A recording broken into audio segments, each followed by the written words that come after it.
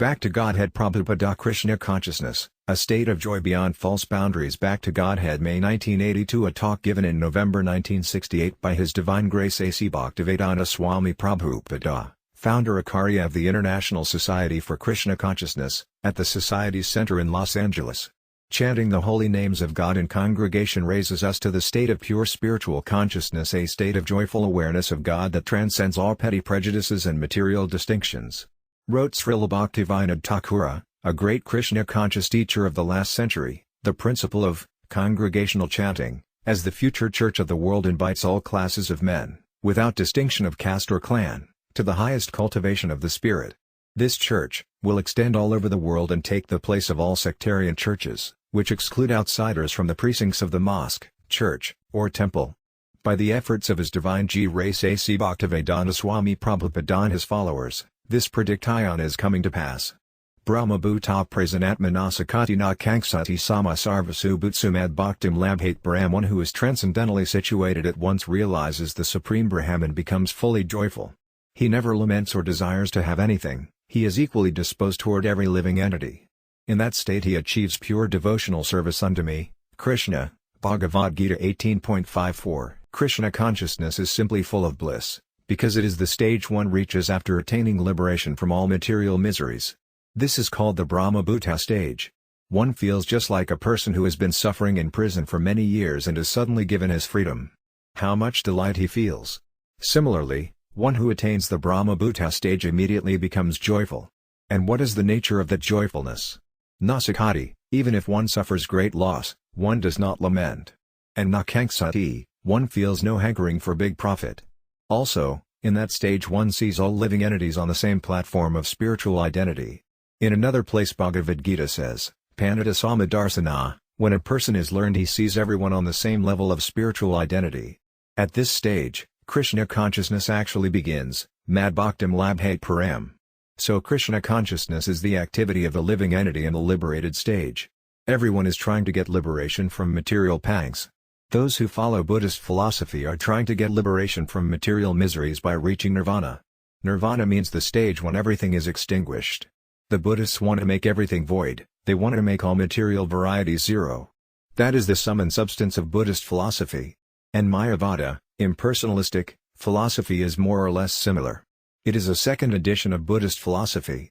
The Buddhists want to make everything zero without life, and the Mayavadi philosophers say, yes, we should make the material varieties zero, but keep life. That is their mistake. Where there is life, there must be variety. Life without variety is not possible.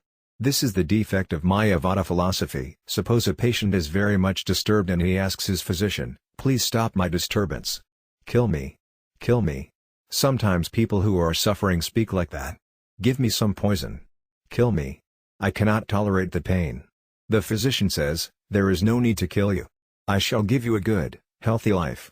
But the diseased man is so impatient, no, I cannot tolerate. Please kill me. So Buddhist and Mayavadi philosophers are like this. They think, I want to die, I want to become zero, void.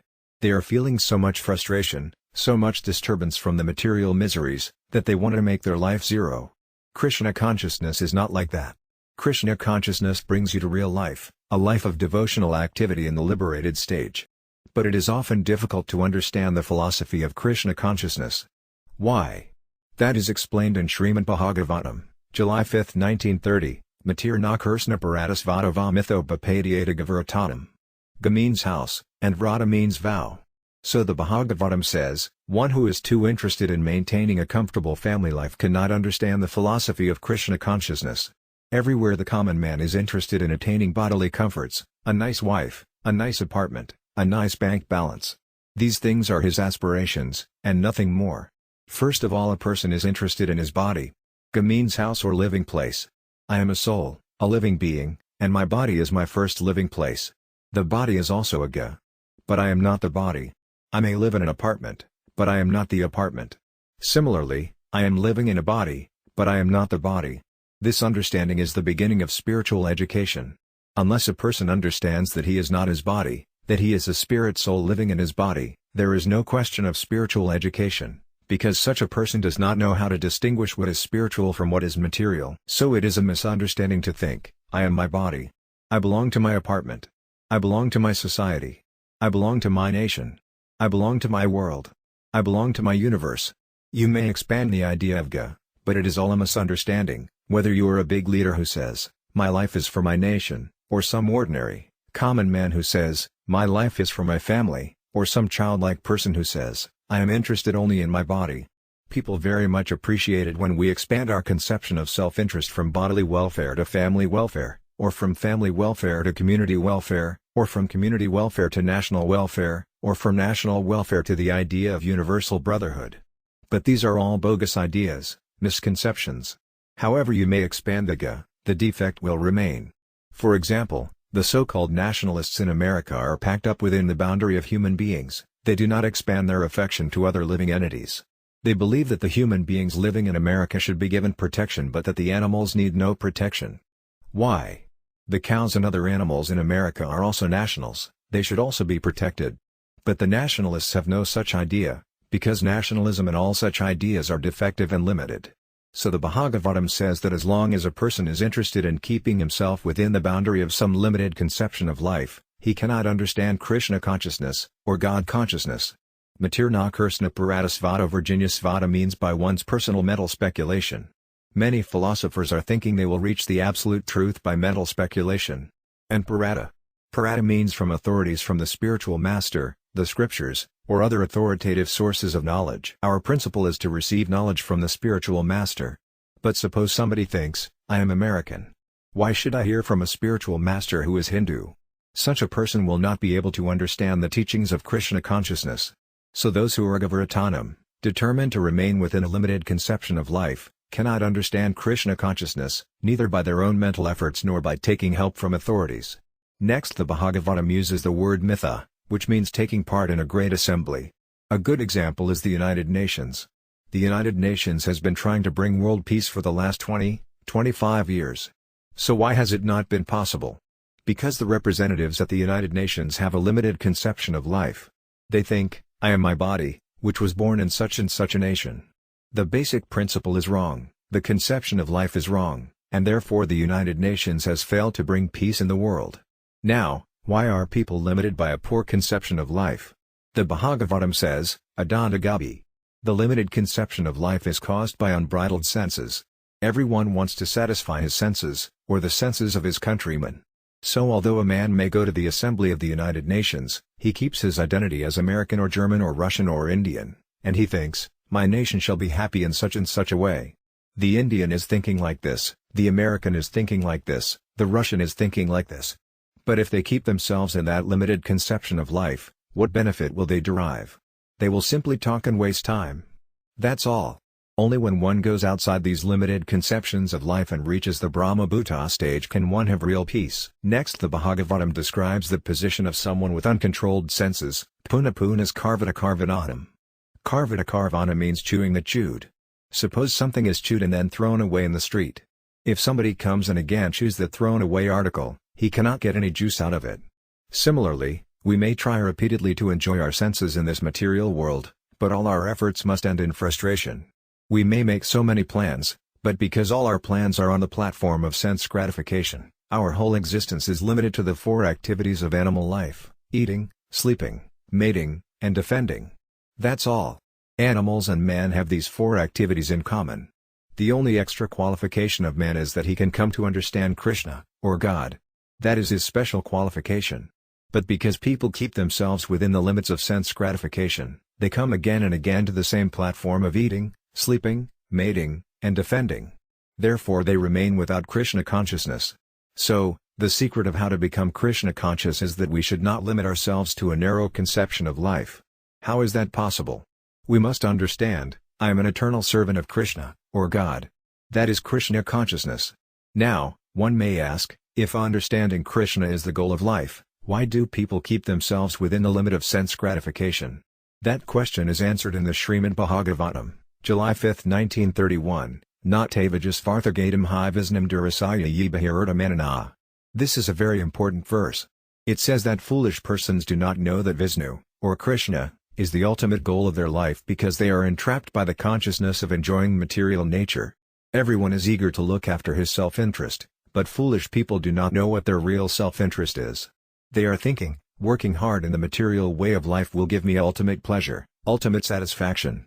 That is my ultimate goal. The scientist, the politician, everyone is making his own plan to reach ultimate satisfaction.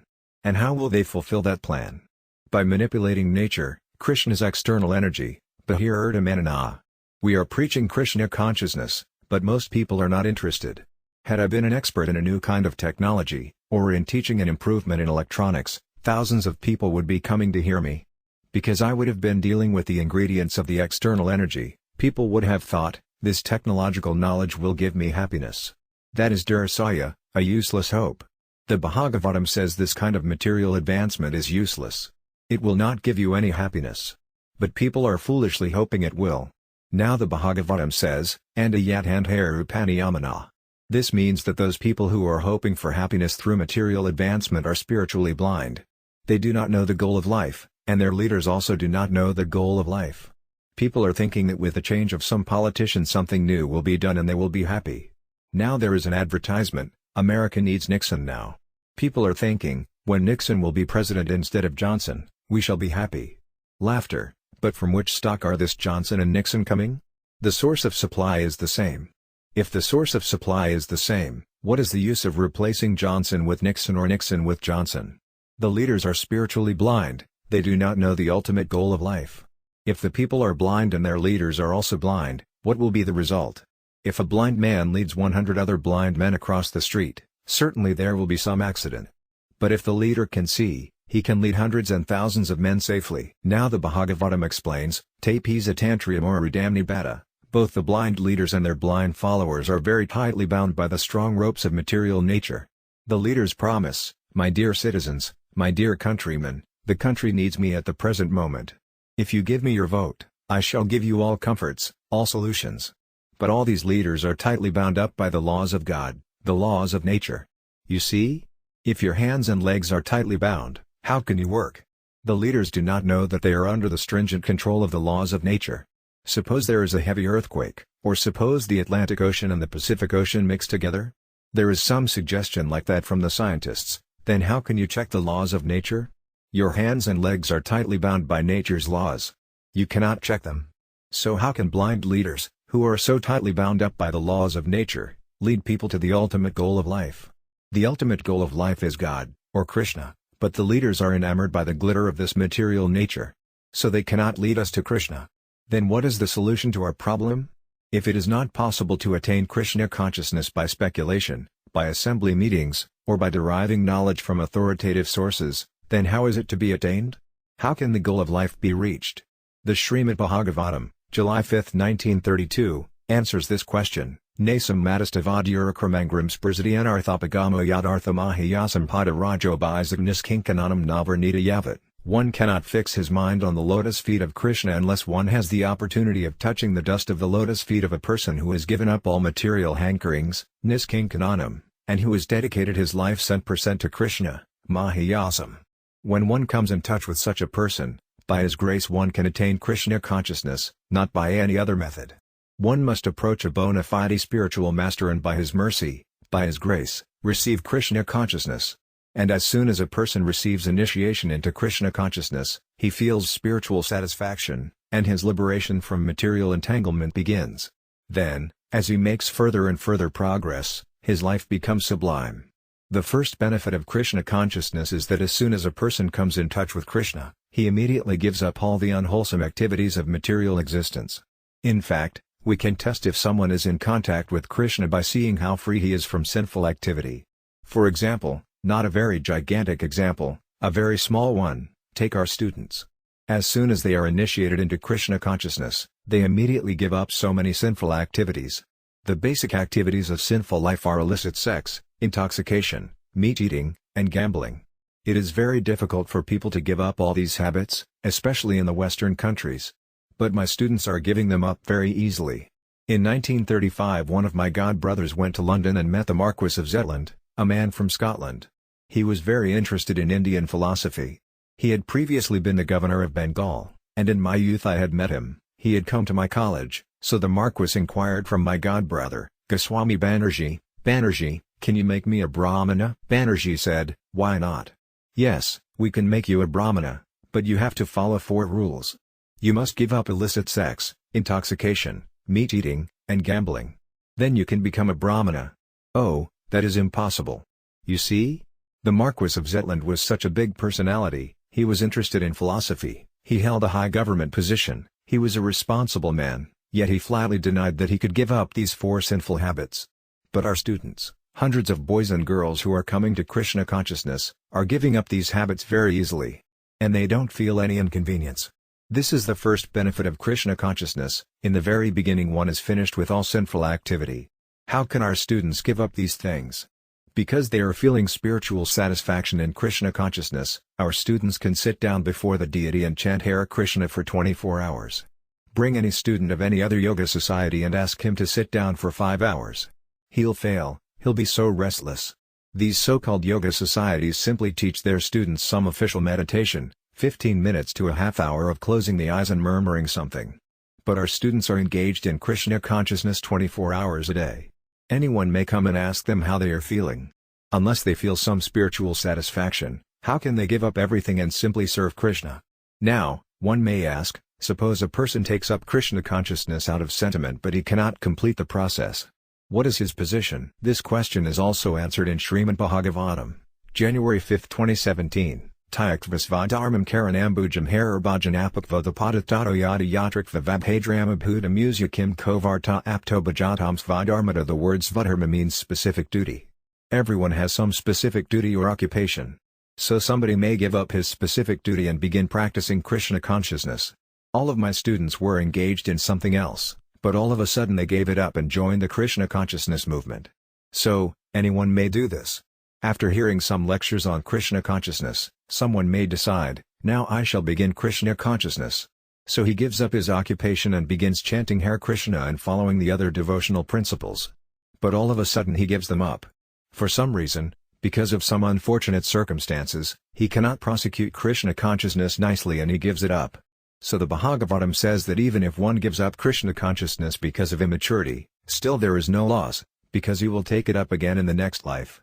But then the Bhagavatam says, Kovarta apto bhajatam svadharmata, what profit is there for someone who very steadily engages in his occupational duty but is without any Krishna consciousness? He is simply a loser, because he does not know the aim of his life. But if a person takes to Krishna consciousness even for a few days, if he gets the injection of Krishna consciousness, in his next life he'll take it up again. So he's not a loser. That one injection will someday make him perfect in Krishna consciousness, and he's sure to go back to Godhead. So go on executing Krishna consciousness, and try to spread Krishna consciousness as far as possible. Rest assured, your efforts will not go in vain. They will not go in vain. Krishna will reward you abundantly. Thank you very much.